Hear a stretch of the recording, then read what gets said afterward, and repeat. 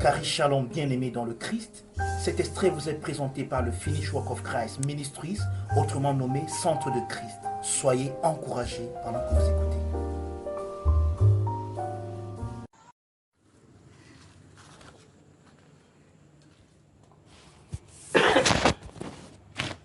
Amen. Glory.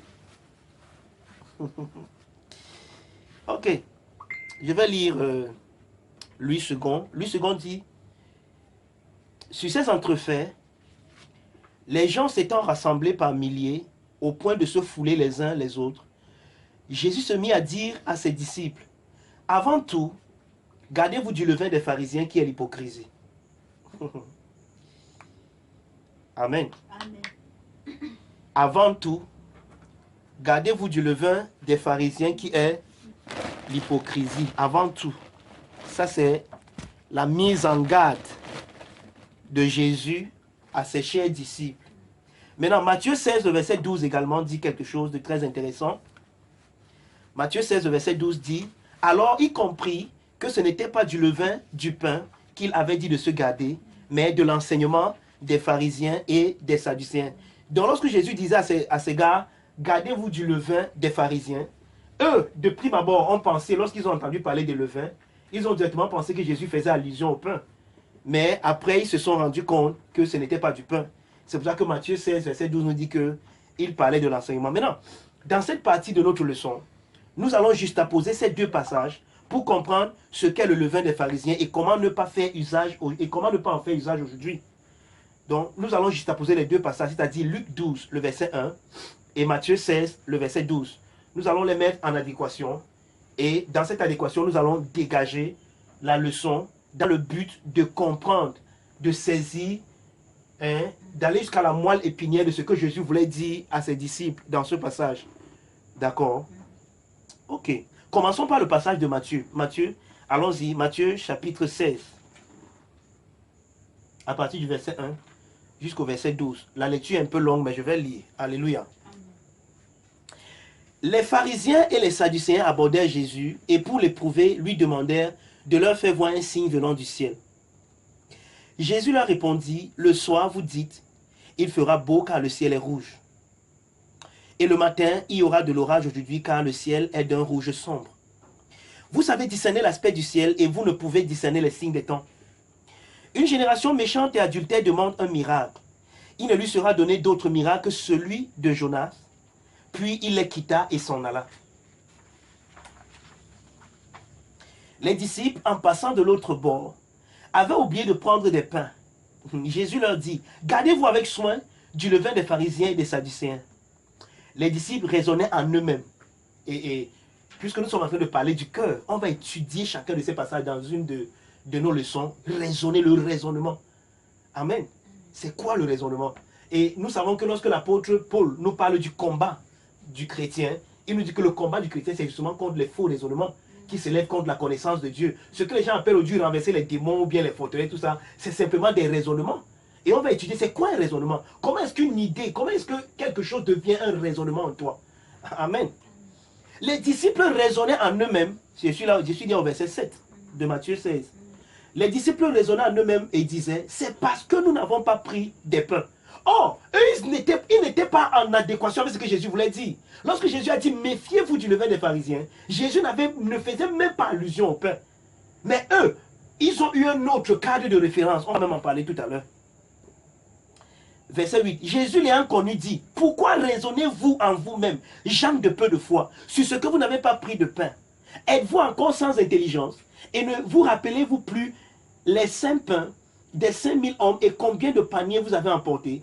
Ni des 7 pains des 4000 hommes et combien de corbeilles vous en avez emporté? Comment ne comprenez-vous pas que ce n'est pas au sujet de pain que je vous ai parlé? Gardez-vous du levain des pharisiens et des sadducéens. Verset 12, on dit: alors il comprit. Oh, ma prière c'est que alors nous puissions comprendre. Alors il comprit que ce n'était pas du levain du pain qu'il avait dit de se garder, mais de l'enseignement des pharisiens et des sadducéens. Donc Jésus, en faisant allusion au levain ici, parlait plutôt de l'enseignement. Amen. Donc dans l'optique de rester dans le contexte de ce cours et de la leçon, nous garderons de faire l'exégèse de ces 12 versets. Nous le ferons à d'autres occasions. Maintenant, le levain des pharisiens et des sadducéens dont Jésus demande à ses disciples de se garder avec soin, c'est bien l'enseignement des pharisiens et des sadducéens. Donc, Jésus fait une comparaison. Jésus fait une similitude entre l'enseignement des pharisiens et le levain. Donc, Jésus apporte... Pourquoi le mot là méchant? Jésus apporte, lorsque Jésus regarde l'enseignement des pharisiens et il regarde comment se comporte quand Jésus regarde comment l'enseignement des pharisiens se comporte dans la vie de ceux qui les écoutent et comment le levain se comporte dans la pâte, Jésus apporte une similitude aux deux, il dit que c'est la même chose. C'est pour ça qu'il peut donc utiliser le levain pour parler de l'enseignement des pharisiens. Mais les disciples ne l'ont pas vite compris et ils se sont mis à raisonner en eux-mêmes, croyant que Jésus parlait du pain. Marc nous donne de comprendre que ce raisonnement était dû à l'endurcissement de leur cœur. Allons un peu dans Marc. Regardons ce que Marc nous dit là-bas. Marc chapitre 8, versets 17 et 18. Marc. Thank you, Father. Alléluia. Marc 8, versets 17 et 18. On dit, Jésus, l'ayant connu, leur dit, pourquoi raisonnez-vous sur ce que vous n'avez pas de pain? Êtes-vous encore sans intelligence et ne comprenez-vous pas? Avez-vous le cœur endurci? N'oublions pas que les questions de Jésus sont ce qu'on appelle souvent les questions nothétiques. Hein? Les questions qui en réalité n'attendent pas des informations, mais des questions qui en réalité, quand on les pose, celui à qui on les pose devrait plutôt attirer son attention sur ces questions, parce que les questions, ce sont des questions qui n'attendent pas des informations, mais qui donnent des informations. C'est bizarre de le dire. Généralement, quand on pose une question, c'est qu'on attend recevoir de celui à qui on pose la question une information. Mais ce genre de questions de Jésus, généralement, c'est des questions qui cherchent plutôt à te donner des informations. D'accord? Par exemple, Adam, où es-tu? Jésus n'est pas ici, Elohim n'est pas en train de chercher l'information, il n'est pas en train de fouiller Adam avec la torche que, hey, j'ai dit, Adam s'est même placé où là? Il est en train de poser la question à Adam, Adam, tu es où? Je t'ai placé quelque part. Je t'ai mis sur un piédestal. Je t'ai élevé quelque part. Je ne te trouve plus à cet endroit. Tu es tombé où? En d'autres mots, regarde combien bas tu es tombé. Donc, il a mené Adam à s'auto-interroger, à se poser des questions à lui-même. Et c'est la même chose que Jésus fait ici. Avez-vous le cœur endurci? Ayant les yeux, ne voyez-vous pas? Ayant les oreilles, n'entendez-vous pas? Et n'avez-vous point de mémoire? Donc, voici ce qui a empêché aux disciples de voir dans la phrase de Jésus l'enseignement. Mais eux, dès qu'ils ont entendu le vin, brap, ils ont seulement vu le pain. Amen. Maintenant, l'endurcissement du cœur des disciples les a aveuglés à toute perception spirituelle en gardant leur raisonnement focalisé sur des choses naturelles.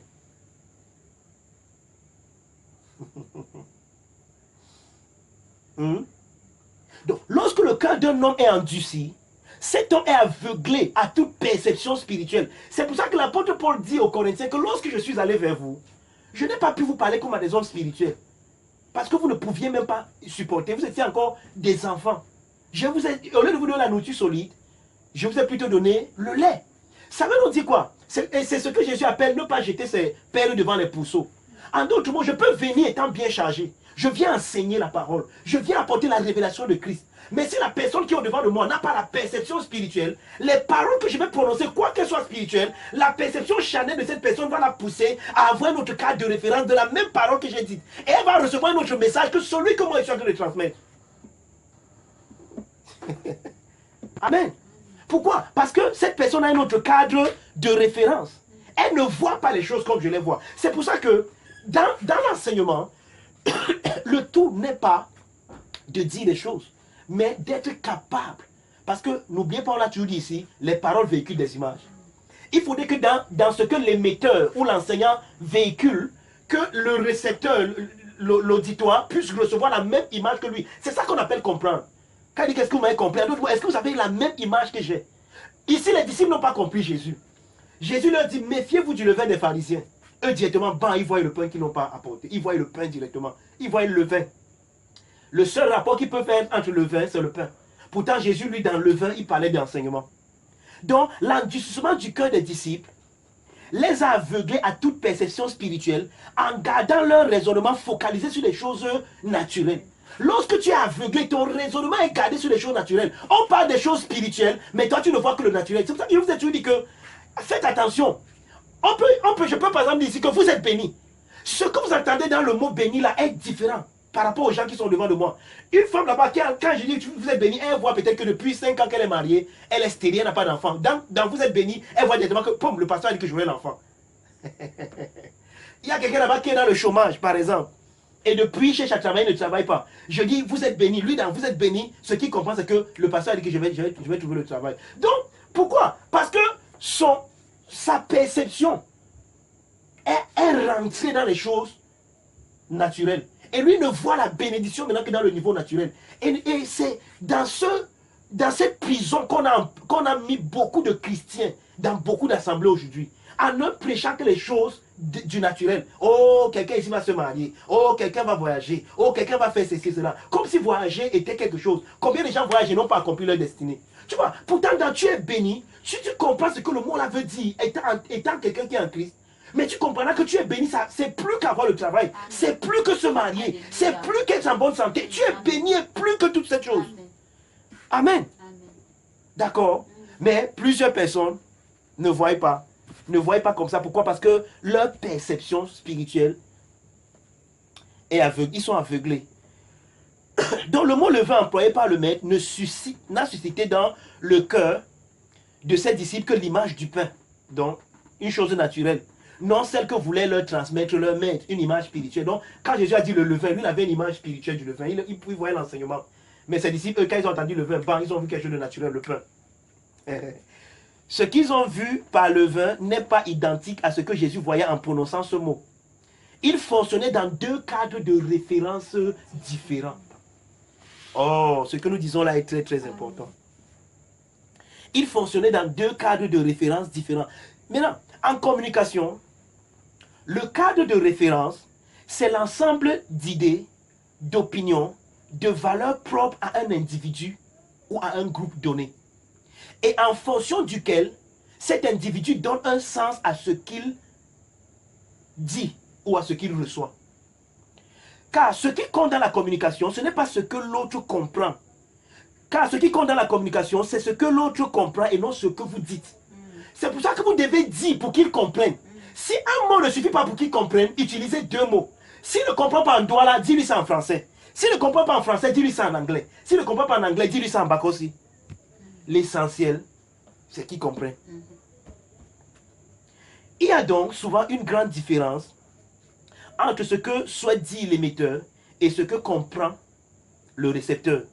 Ceci est dû à un certain nombre d'obstacles qui peuvent intervenir à tous les stades du processus de la communication. Ce sont des éléments perturbateurs potentiels. Le cadre de référence est comme un filtre au travers duquel chacun interprète les informations à sa façon. Nous communiquons en nous référant à notre vision des choses, à notre éducation, à notre culture, à notre environnement, à notre expérience, à notre background, etc. L'ensemble de ces éléments accumulés dans notre mémoire de façon inconsciente constitue ce qu'on appelle le système de référence. Par exemple, il y a des gens, quand tu leur dis, je peux prendre que l'exemple. Est-ce que ta mère est à la piole, par exemple?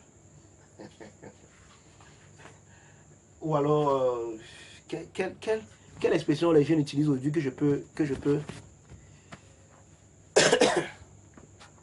dans tous les cas, c'est des mots qu'on a ingurgités de façon inconsciente et qu'on a là. Et chaque fois qu'on utilise ces mots, nous on les voit comme nous voulons les voir. Par exemple, je vais prendre un exemple très simple. Un enfant qui a grandi dans un foyer où papa et maman passaient le temps à bagarrer, à se disputer. Dès qu'on parle mariage, tu sais ce que lui là, l'image que lui là directement. Le mariage, c'est un endroit de bagarre où l'homme et la femme se chamaillent. Donc, dès que tu parles mariage, il y a bien comme un obstacle dans son cœur. Et une telle personne ne rêve pas se marier à cause de la mauvaise expérience, à cause de ce qu'elle a vécu dans le foyer dans lequel elle a été éduquée et élevée. Tu vois, cela devient un commun. Et pour qu'une personne comme ça sorte de ce cocon, Il lui faut la délivrance. Maintenant, quand il parle de la délivrance, il ne dit pas qu'un sous-fifre disant, un soi-disant homme de Dieu vient lui imposer les mains et souffler sur lui que vous, esprit de non vouloir se marier, soit en lui. Non. Amen. La délivrance, ça veut dire qu'il faudrait qu'on enseigne à cette personne, qu'on lui montre ce que c'est que le mariage et que la fausse image du mariage qui est restée gravée dans son cœur soit vaincue par la bonne image que Christ va imprégner en elle. C'est cette victoire en réalité qu'on appelle la délivrance. C'est pour ça que la délivrance, on ne délivre pas les gens en priant pour, on délivre les gens en les enseignant. Pourquoi? Parce qu'en réalité, le problème, ce qui lie les gens, c'est leur mauvais cadre de référence. Donc toi maintenant, dans l'enseignement, tu dois apporter un vrai cadre de référence afin de vaincre le mauvais cadre de référence. D'accord? C'est très important. L'ensemble de ces éléments accumulés dans notre mémoire de façon inconsciente constitue ce qu'on...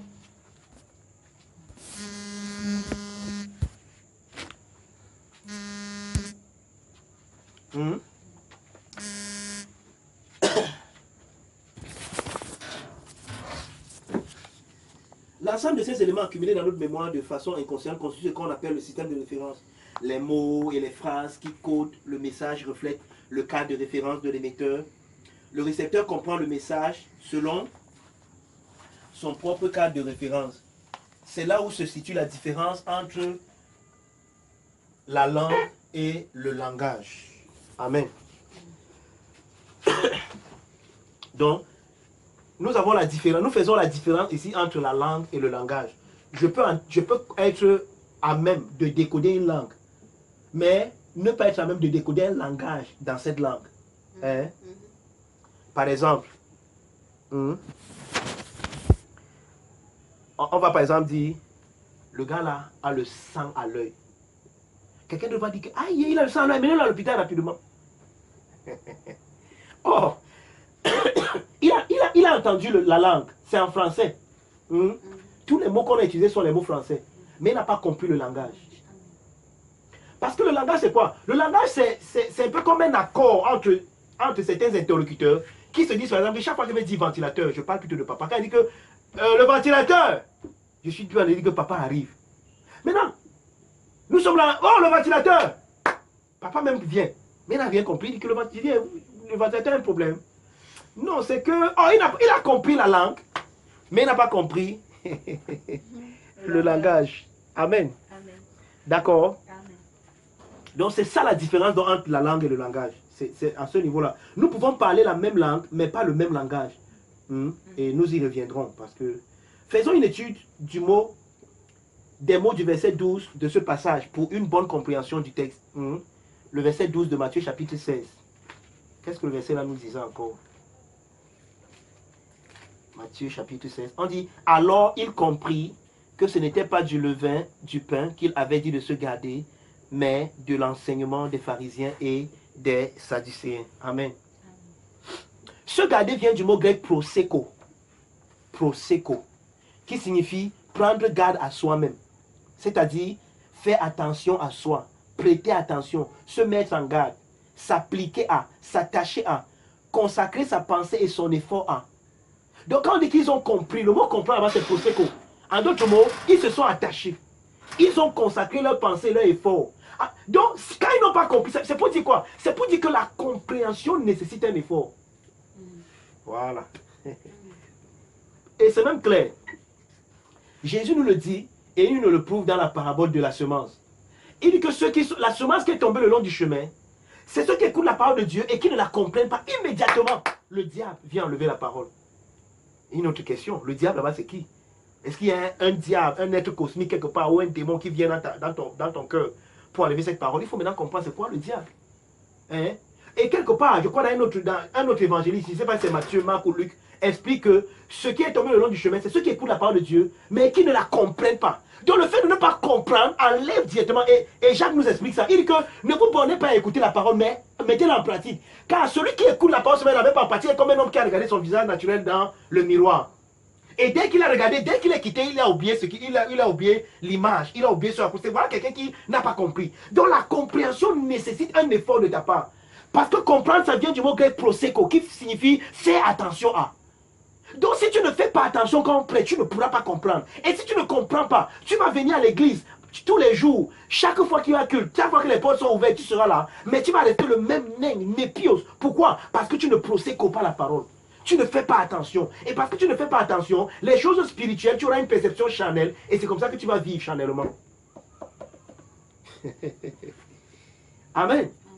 Donc, Proseco, prendre garde à soi-même, faire attention, prêter attention, se mettre en garde, s'appliquer. Proseco, ils compris, ils se sont appliqués. Quand Jésus a dit que non, ce n'est pas le levain du pain, vous ne comprenez pas. Maintenant, ils se sont appliqués à vouloir comprendre. Et dans cette application, ils ont compris. Amen. Amen.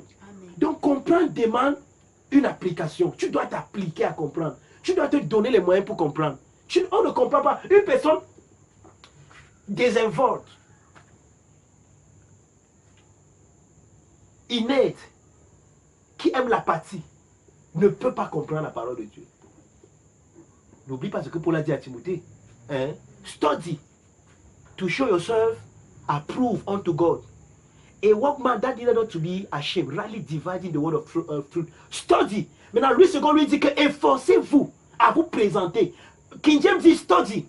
Lui, second lui dit efforcez-vous. Pourquoi? Parce que le mot étudier là-bas parle d'un effort de ta part. Donc, étudier n'est pas... Tu ne vas pas étudier en regardant Marima. Tu ne vas pas étudier en regardant l'imposture. Tu ne vas pas étudier en regardant dans la peau de quelqu'un d'autre. Ainsi de suite. Je ne suis pas en train de dire qu'il ne faut pas regarder ces films. Mais ça parle de quoi? De la discipline. Amen. Ça parle de la discipline. Study. To show yourself approved. A workman that needed not to be ashamed, rightly dividing the word of truth. Lui, ce qu'on lui transmet, ça en disant que efforcez-vous. Meaning that to study need effort. C'est de ce mot-là encore, proseco. Proseco veut dire s'appliquer. Si tu n'es pas appliqué, tu ne peux pas étudier. Si tu n'es pas appliqué, tu ne comprendras pas. Amen. Maintenant, un autre mot dans le verset que nous sommes en train d'étudier, Matthieu 16, verset 12. Le mot enseignement vient du mot didaché, qui signifie la doctrine, l'instruction, ce qui est enseigné. Donc, et le mot y compris vient du mot suniemi, qui signifie mettre ou amener ensemble. Adapter la perception avec la chose perçue. Donc, quand ta perception n'est pas adaptée avec la chose que tu perçois, tu peux percevoir une fausse chose, et pourtant, ce n'est pas la vraie chose. En tout cas, quand on va évoluer dans ce cours, je vais vous montrer plein de choses. Tu peux être en train de percevoir que tu es malade. Pourtant, tu es dans une fausse perception, tu n'es pas malade. Mais la perception de la maladie fait en sorte que ce que tu perçois, tu le vis, comme si c'est ce que tu étais, pourtant tu ne l'es pas. Or, ici, le mot comprendre, suniemi veut dire, la chose que je perçois et ma perception viennent dans un mariage. S'unissent, font un. En d'autres mots, ce que je perçois et ma perception sont un. Je ne perçois pas autre chose que ce que je devrais percevoir. C'est ça comprendre, suniemi. Combien de personnes aujourd'hui perçoivent des choses comme si elles étaient vraies, pourtant c'est le mensonge. Combien de personnes vivent le mensonge comme une vérité aujourd'hui, simplement à cause de leur mauvaise perception. Il y a une chose qu'ils perçoivent et leurs perceptions sont dans un divorce. Il n'y a pas mariage. Suniemi.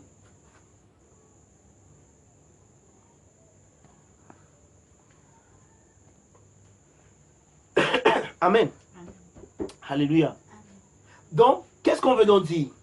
Alors, les disciples de Jésus ont finalement adopté leur perception au fait qu'ils devaient s'appliquer à se mettre en garde contre la doctrine qu'enseignaient les pharisiens et les sadducéens. D'accord? Donc, les disciples de Jésus ont finalement adopté leur perception à comprendre et à s'appliquer au fait qu'ils devaient se mettre en garde contre l'enseignement et la doctrine des pharisiens et des sadducéens. Jésus établit une analogie entre cette doctrine et le levain. En d'autres mots, cette doctrine a les mêmes propriétés, la même structure, le même mode de fonctionnement que le levain. Maintenant, avant de revenir un instant sur le levain, il est important de remarquer que la méthode que Jésus a employée pour amener ses disciples à la vérité, à la véritable conclusion, celle qui est identique à la sienne, est ce que l'apôtre de la grâce appelle le combat spirituel, qui en réalité consiste pour le prédicateur à renverser les raisonnements discordants en ses auditeurs, dans le but de leur communiquer la quintessence de sa pensée. C'est ça le vrai combat spirituel. Aujourd'hui, les gens racontent partout que le combat spirituel, c'est renverser les démons. Non, le vrai combat spirituel, c'est quoi? Voici Jésus qui a engagé un combat ici. Ses disciples avaient une mauvaise perception de ce que lui a dit. Il a dit, méfiez-vous du levain des pharisiens. Les gars, bam, directement leur perception le montre le pain. Aïe, oh, c'est parce qu'on n'a pas pris le pain. Ah, c'est le fait, c'est sûr qu'il a même déjà faim. Quand le gars s'est mangé là. Oui. Jacques, il n'y a pas le pain? Non. André, il n'y a pas le pain? Non. Ouais. On va faire comment? Le gars s'y a déjà faim.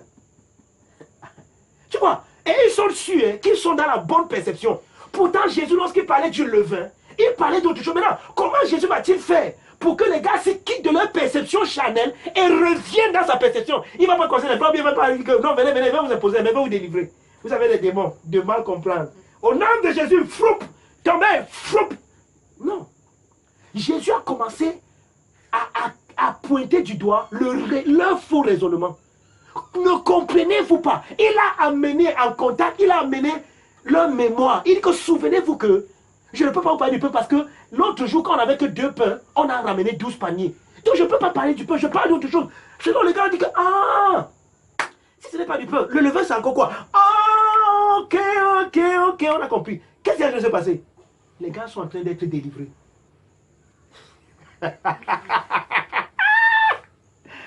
Hein? Les gars sont en train d'être délivrés. Donc la vraie délivrance, c'est la capacité dans l'enseignement, qu'un enseignant a, hein, à renverser les raisonnements discordants en ses auditeurs et de leur apporter le but même, la quintessence même de l'œuvre achevée de Christ dans la portée de sa personne. C'est ça la vraie délivrance. En d'autres mots, je suis là, je pense que je suis lié.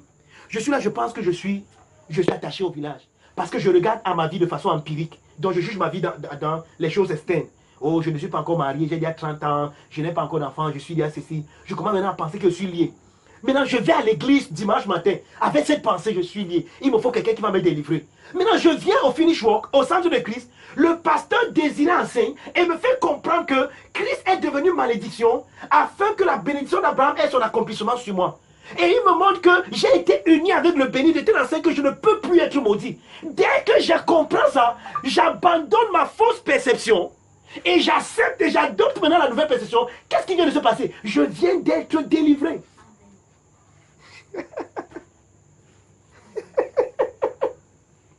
Amen. Je viens d'être délivré. Ouais, j'ai pas eu besoin de prier, de souffler sur les gens. Non. Oh, thank you, Father. Amen. Donc, Jésus ne l'a pas fait, n'a pas délivré ses disciples en imposant les mains à ses disciples pour chasser un supposé démon. Mais ce genre de démon ne sort que par une dispensation droite de la parole de vérité. Alléluia. Amen.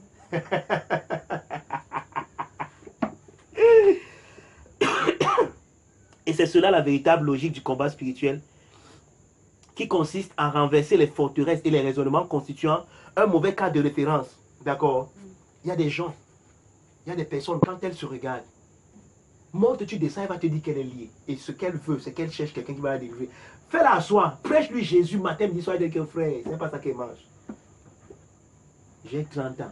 Un homme ne m'a même pas sifflé en route, si viens maman se marie. Non, tu ne peux pas me raconter des histoires. Laisse-moi, je vais chercher la délivrance. Une personne comme ça, prie pour elle. Et ce qu'il faut à une personne comme ça, c'est une dispensation droite de la parole de vérité. Et la délivrance, ce n'est pas facile. C'est pour ça que les gens ne l'aiment pas beaucoup. Les gens préfèrent souffler sur les pas. C'est trop facile. Pasteur, je vole. Oh, esprit de vol, c'est facile. Hein? Pasteur, je manque beaucoup. Esprit de mensonge, libère-le. Mais il va toujours mentir. Parce qu'il n'y a aucun esprit de mensonge. Amen. Il n'y a aucun esprit de mensonge. Il va toujours mentir. Dis-lui la vérité. Dis-lui que frère, discipline-toi. Laisse les choses des gens. Sois concentré. Aime ce que tu as. N'en vis plus. Ne sois plus. N'entre plus dans la convoitise. Dis-lui des choses. Dis-lui la vérité comme ça. Mais ce sera facile de donner. Non. Tu manques, n'est-ce pas? Oui. C'est pas toi. C'est un démon. C'est le démon de mensonge qui t'a pris. On t'a fait ça. Mais laisse, je suis loin. Je vais te délivrer. Ne te dérange pas. J'ai reçu le Saint-Esprit, le Saint-Esprit quand je suis allé à la montagne prier l'autre jour. Le Seigneur m'a oint de son Saint-Esprit. C'est les autres pasteurs, ils n'ont que le Saint-Esprit. Moi, j'ai le Saint-Esprit. Donc, je vais souffler sur toi et je vais te délivrer. Donc, ne t'en fais pas. Mais juste que apporte-moi une bonne offrande. L'offrande du prophète. Tu vois que mon ventre doit devenir gros tous les jours. Donc, oh, cool. Le levain passe secrètement, silencieusement, mais certainement à travers la masse de la pâte. Personne ne peut voir ses progrès. Ainsi en est-il avec la doctrine des pharisiens qui insinue extérieurement la ressemblance à Dieu, avec la pratique des œuvres dignes de la repentance, mais qui occulte une tendance hypocrite illimitée, une frustration sans pareil, une méchanceté religieuse légendaire. Oh, ce que nous disons là. Maintenant, nous faisons la similitude avec l'enseignement des pharisiens et le levain. Le levain passe secrètement. Il est silencieux, mais certainement à travers la pâte. Il passe silencieusement à travers la pâte. Hein? Personne ne voit ses progrès. On voit seulement comment la pâte gonfle. Comme un levain, la pâte ne fait que gonfler. On se dit, mais qu'est-ce qui est arrivé? C'est un esprit de gonflage qui a pris la pâte. Non, c'est le levain qui est en train de faire ses effets. Maintenant, ainsi en est-il de la doctrine des pharisiens qui insinue extérieurement la ressemblance à Dieu. Donc quand les pharisiens enseignent, en silence, ils te communiquent que tu dis, waouh, ce qu'ils demandent, ils disent que il ne faut pas voler. Amen. Ne mentez point. Et vous serez agréable au Père. Alléluia. C'est beau, non? Ça a quelque chose de pieux à l'extérieur. Ça ressemble à quelque chose de très beau. Non, ne mentez plus. Ne volez plus.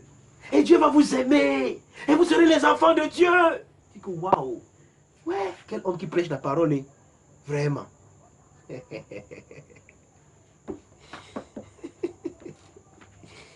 Amen. Donc ainsi en est-il de la doctrine des pharisiens qui insinue extérieurement la ressemblance à Dieu avec la pratique des œuvres dignes de la repentance, mais qui occulte une tendance hypocrite illimitée. Il y a une hypocrisie dans cet enseignement qui est illimitée. Celui même qui vous dit ne mentez point là, c'est un bon menteur. La preuve, dans Jean chapitre 8, les gars attrapent une femme en flagrant délit d'adultère. Et ils sont prêts à la mener, à la lapider. Ils sont prêts à jeter les pieds sur la femme parce qu'on l'a attrapée, elle a péché. Jésus leur pose une question, il dit ok, je suis d'accord. Vous avez raison, la loi de Moïse demande de lapider une telle personne. Moi, je suis d'accord, il faut qu'on la lapide. Mais juste une chose, celui parmi vous qui est sans péché, qui jette le premier la pierre sur elle. C'est là où l'hypocrisie de chacun a été dévoilée. La méchanceté religieuse de leur cœur a été dévoilée. Et ils ont jeté tous les pierres et ils sont partis. Et ils ont laissé la femme seule. C'est ça. C'est pour ça que Jésus nous demande de nous méfier de cet enseignement. C'est un enseignement dangereux. Et nous avons dit dans notre cours de mercredi que la religion, plusieurs personnes appellent ça l'opium du peuple. Mais moi je ne dis même pas ce que c'est. On appelle plus ça seulement l'opium.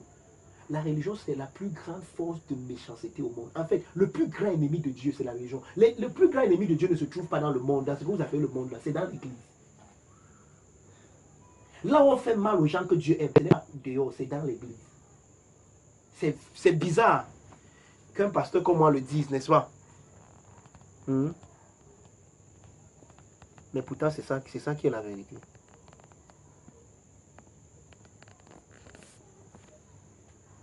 Amen. Au départ, vous croyez qu'il s'agit simplement d'être semblable à Dieu en performant ce que votre conscience a accepté comme étant la volonté de Dieu, n'est-ce pas? Ce désir vous ouvre à deux possibilités, qui toutes ne sont que le revers de la même médaille, l'égocentrisme. Et voici les possibilités. Hein? Quand vous semblez réussir à ressembler autant que possible à l'image que vous avez, que vous vous êtes fait de la volonté de Dieu, parce que c'est votre image, hein? Rien ne dit que c'est ça la volonté de Dieu. Pour toi, être dans la volonté de Dieu, c'est ne pas mentir, par exemple. Être dans la volonté de Dieu, c'est ne pas voler, par exemple. Quand tu réussis autant que mal à t'accommoder à cette image, voici ce qui se passe. Alors vous regardez à vous-même comme étant très fort, sain, en face de ceux que vous estimez ne pas l'être comme vous. Mais quand vous échouez à ressembler à l'image de la volonté de ce pseudo-Dieu, vous regardez à vous-même comme étant faible, souillé, en face de ceux que vous estimez sont le mieux que vous. Tu vois, voilà les deux images qu'on a dans cette perspective. Soit tu vas te sous-estimer, soit tu vas te surestimer. Mais une chose est sûre, tu n'auras pas la bonne image de toi. L'image que tu auras de toi sera soit en dessus, soit en dessous. Mais elle ne sera jamais juste. Parce que avec la loi, on ne se connaît jamais. Dans la logique de la ressemblance à Dieu, Dieu, c'est soit vous par rapport aux autres, ça c'est la surestimation de l'ego du moi, ou alors ce sont les autres par rapport à vous, ça c'est la sous-estimation. Mais le Dieu et Pater de notre Seigneur Jésus-Christ n'est jamais pris en compte, car dans ce paradigme, il est inexistant. Amen. Wow. J'ai négligé le cours, pourtant c'est encore un peu long. Dans cette logique, il est impossible d'avoir une idée juste de soi, Puisque notre identité est tributaire soit de nous, entre guillemets, nos performances, et des autres, leur jugement ou bien leur opinion de nous, ou alors des autres, leur performance, et de nous, notre jugement ou opinion d'eux. C'est la raison pour laquelle l'enjeu ici, c'est la dissimulation, la prétention, la simulation et l'hypocrisie. Une personne comme ça ne peut que finir dans l'hypocrisie, ne peut que finir dans la simulation. Tu ne peux que faire semblant parce que toi-même tu sais que tu n'es pas ce qu'on veut que tu sois. Mais comment on veut que tu sois ça? Alors tu fais comme si tu l'es à l'extérieur. Mais toi-même tu sais que tu ne l'es pas. Alors tu fais semblant. Tu ne vis pas. C'est pour ça que le légaliste, c'est quelqu'un qui vit dans la mort. Il est mort depuis. Amen. Il est donc question ici d'apparence, de vraisemblance, de mise en scène, de théâtralisation. Il s'agit de l'assignation d'un rôle que l'on joue qui est loin de la réalité. Allons-y au deuxième passage. Donc ça c'est le premier passage. Ça c'était Matthieu 16, 1 à 12. Maintenant allons-y au deuxième passage. Luc 11, 53 à Luc 12, verset 2.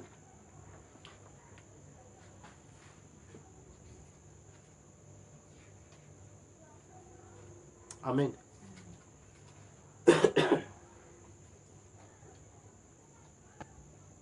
Quand il fut sorti de là,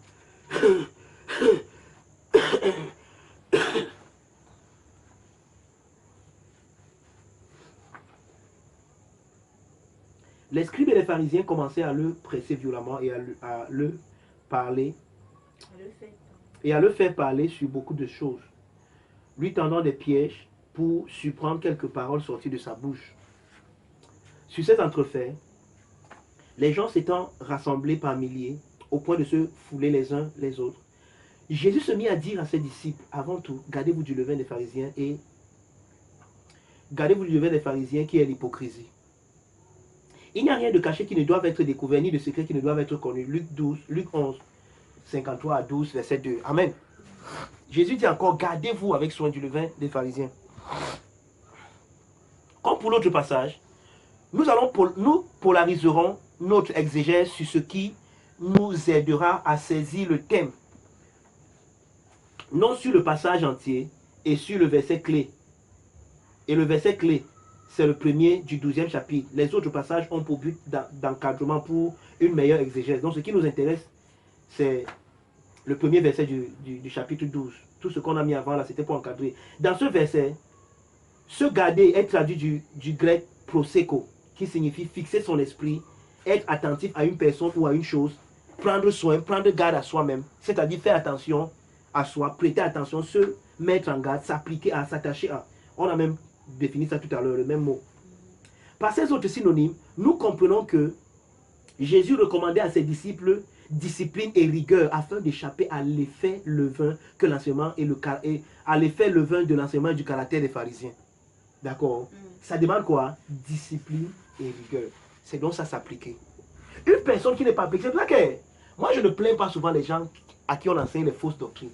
Parce que quelque part, ces personnes, ces gens se sont eux-mêmes disposés à être victimes de ce genre d'enseignement. Parce qu'ils ont refusé, ces gens, de se discipliner, de s'appliquer à la discipline. Donc, ils ont déjà le cœur qui est séduit. Et ce n'est pas étonnant qu'ils soient emportés à tout vent de doctrine. Surtout, ne perdons pas de vue que cet enseignement est classé dans l'ancienne et non dans la nouvelle dispensation. Puisqu'il est clair que Jésus, pendant son ministère terrestre, était ministre de la circoncision, présentant l'accomplissement des prophéties. Néanmoins, Paul fait usage du même mot dans son enseignement. Lui, l'apôtre de la grâce, présentant la révélation du mystère, a utilisé le même mot à plusieurs reprises, majoritairement dans ses lettres à son protégé Timothée. Donc Paul a aussi utilisé le mot proseko à plusieurs reprises. Par exemple, dans 1 Timothée 1, verset 4, 1 Timothée 3, verset 1, 1 Timothée 4, verset 1 et 1 Timothée 4, verset 13. Et la remarque qu'un quelconque lecteur ferait, c'est que ce mot est utilisé par Paul au même titre que par Jésus en rapport avec la doctrine et le caractère. Il s'agit donc de tourner sa pensée ou son attention vers une chose, une doctrine, un enseignement, en étant sous ses gardes contre elle. Ce qui requiert donc une certaine discipline beaucoup plus mentale. Amen. Ce qui requiert une discipline beaucoup plus mentale.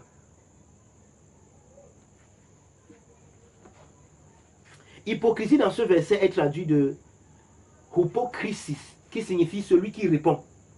Une réplique, le rôle d'un joueur de théâtre, qui signifie aussi dissimulation. La première surprise pour plus d'un, c'est de remarquer que la première signification de ce mot grec, du mot grec, de ce mot grec duquel est tiré le mot français hypocrisie, c'est une réplique. C'est terrible, non? Un hypocrite, c'est quelqu'un qui fait une réplique. Celui qui répond. Ah. Donc un hypocrite, c'est quelqu'un qui répond. Il répond à quoi? Ceci est simplement dû au fait que c'était la coutume pour les acteurs grecs et romains de parler dans de grands masques avec des dispositifs mécaniques pour augmenter la voix, la force de la voix. Par conséquent, le mot a commencé à être utilisé métaphoriquement pour un dissimulateur, un hypocrite.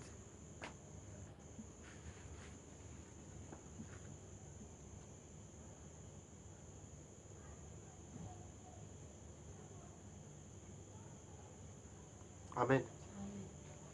Dans le domaine de l'art, une réplique, c'est une reproduction. C'est un exemplaire d'une œuvre d'art identique à l'original. C'est ça, une réplique. Ces acteurs savaient très bien que leur pièce théâtrale ne serait jamais une réplique si ces derniers avaient juste une ressemblance physique. Alors, il fallait la ressemblance sonore.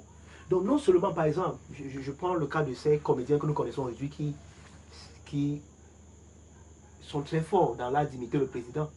Il y a un spécifiquement, c'est vrai qu'on est en train d'enseigner, mais je peux parler de lui, Kaiser. Lui, il n'imite plus seulement le président dans sa voix. Il imite le président dans sa prestance physique, même dans sa manière de mettre le visage quand il lit les discours. Et même dans sa manière de manger. De telle enseigne qu'aujourd'hui, il était la mascotte des gens de ce parti lors de la campagne des élections.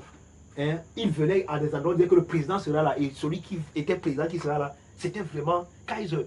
Il marche comme lui, il parle comme lui. Donc de telle enseigne que si tu fermes les yeux et que tu ne vois pas, tu peux penser que c'est le président. Il fait même comme lui, même dans la prestance physique.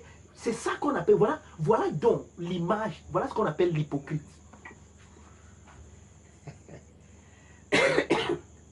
C'est une réplique. Voilà une réplique, voilà un hypocrite. Amen. Donc le spectateur, par le génie de la mise en scène, se retrouvait en face du véritable personnage avec la voix identique. Maintenant, lors de la pièce théâtrale, lorsque la pièce théâtrale était achevée, les acteurs sortaient de leur dissimulation, que ce soit les masques, les dispositifs sonores et les déguisements, et devenaient eux-mêmes dans la réalité. Hein? Tout à l'heure, ils n'étaient pas eux-mêmes. Tout à l'heure, c'était Paul Biya. Tout à l'heure, c'était Chiroma. Tout à l'heure, c'était tel, il parle comme lui. Oui, monsieur le chef de l'État, et ainsi de suite. C'était pas Ouchou Komeni. Oui, n'est-ce pas? Le chef d'État a dit, n'est-ce pas? Je vous verrai, n'est-ce pas? Je crois que c'est clair, n'est-ce pas? Hein? Tu vois, tout à l'heure, c'était ça. Mais maintenant, il revient lui-même, il parle maintenant comme lui-même. C'est un peu comme ces gens-là. Si peut-être ils m'entendent prêcher, ils pourront parler comme moi. Ils parlent, quelqu'un dit que je le passé, il dit non, un peu, c'est un hypocrite. Donc, voilà le vrai thème avec lequel on devrait le dire. C'est un hypocrite. Ah non, c'est un hypocrite qui limite. C'est un hypocrite, c'est pas le pasteur de lui-même. Amen. Si par exemple, c'était votre fils qui jouait un rôle, alors à la fin du spectacle, vous trouverez votre fils. Mais vous ne pouviez pas, lorsqu'il est en scène, pointer du doigt sur lui et dire au spectateur, vous voyez là, c'est mon fils. Eux, ils ne voient pas ton fils. Eux, ils voient peut-être, je ne sais pas moi, le personnage qu'il est en train de jouer, qu'il joue.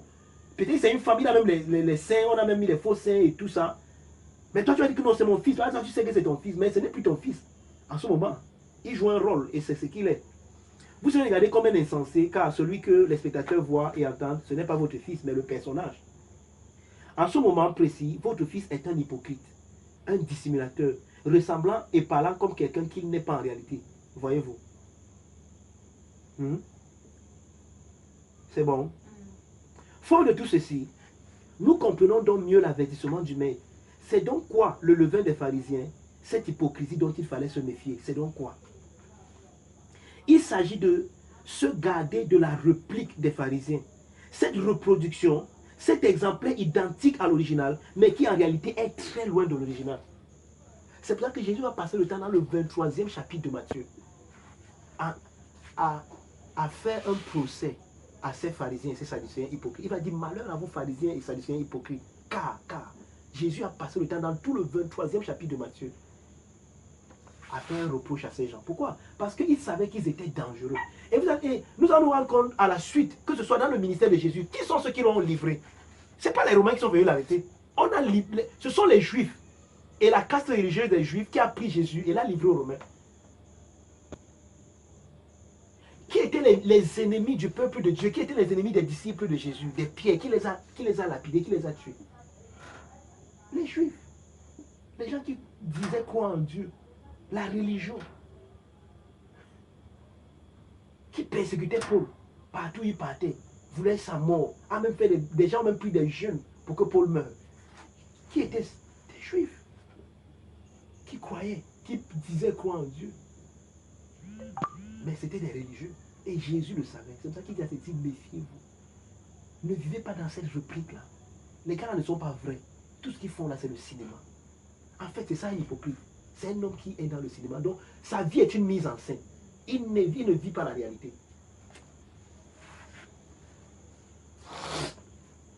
Amen.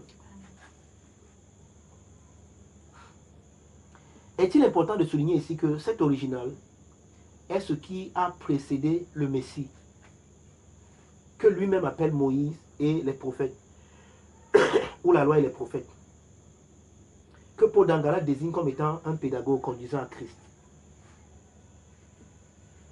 Il y avait donc une clé que Jésus a désignée comme la clé de la science, que l'élite d'Israël a enlevée afin de fermer aux hommes le royaume des cieux.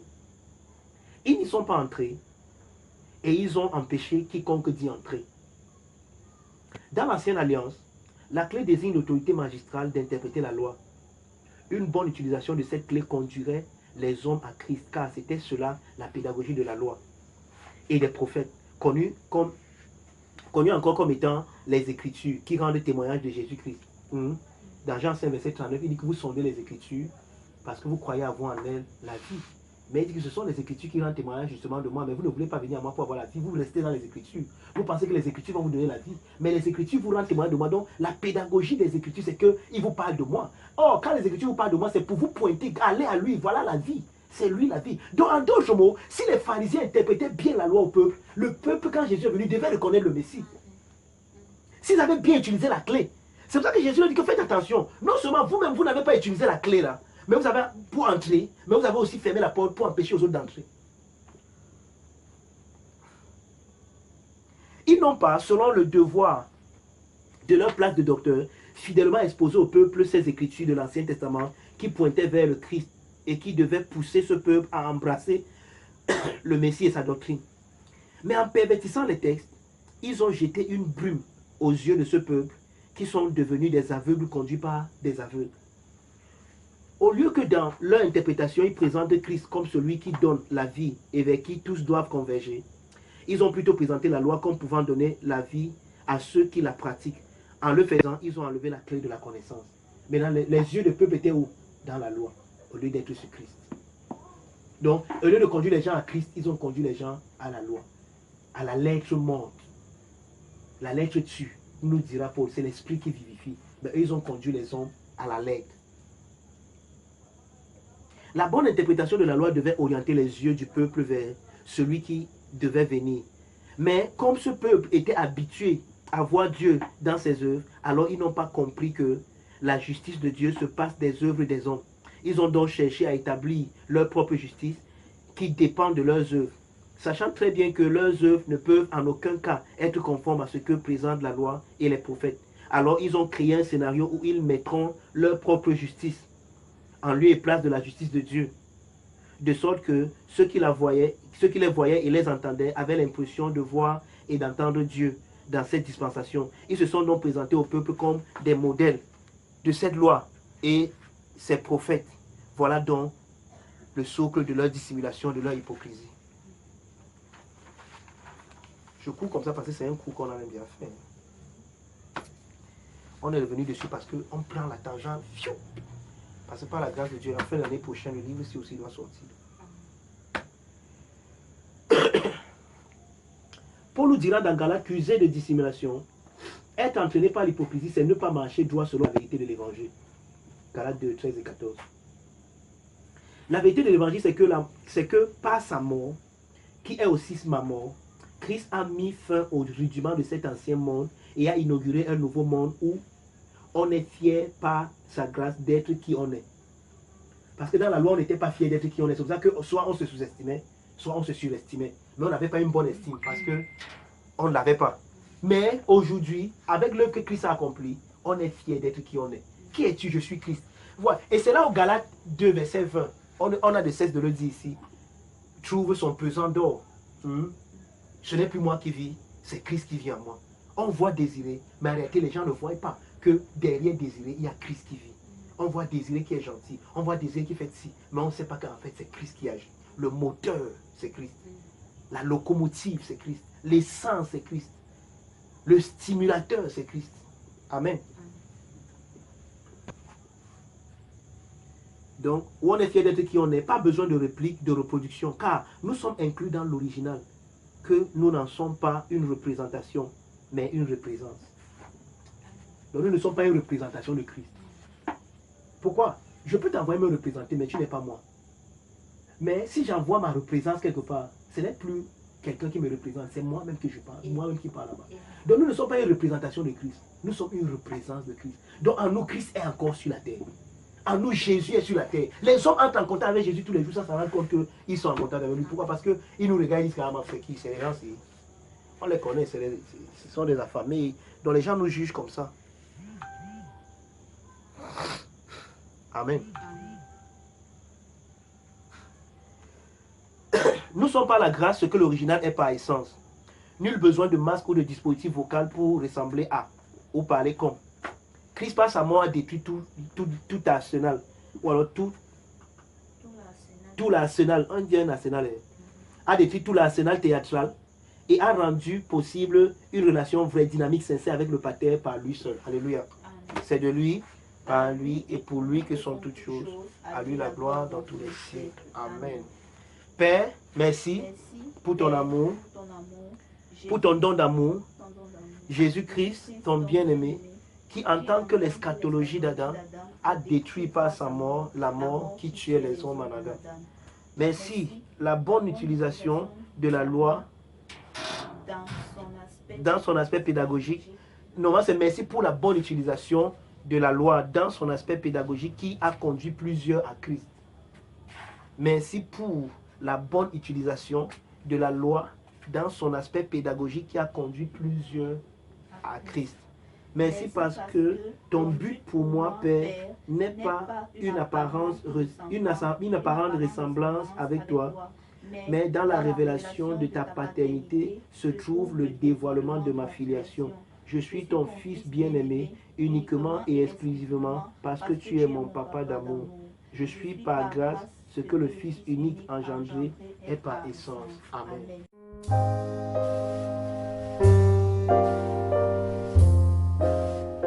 Cet extrait vous a été présenté par les amis et partenaires du Finished Work of Christ Ministries, le centre de Christ, situé en face du lycée de Bonasama à Bonabéry. Rejoignez-nous les mercredis, vendredis et dimanches à 17h30 au Finished Work of Christ Ministries. Nous dévoilons Christ comme étant vous en vrai.